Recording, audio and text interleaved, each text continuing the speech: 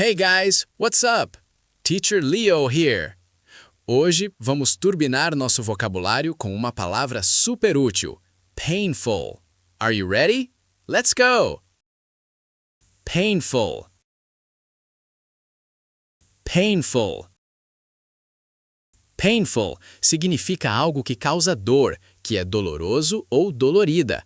Pode ser uma dor física ou emocional. The injury was very painful. The injury was very painful. He suffered a painful injury. He suffered a painful injury. He told me about the painful injury he suffered. Amazing work! Painful é um adjetivo, ok? Use para descrever algo doloroso, como a painful memory. Keep up the fantastic work.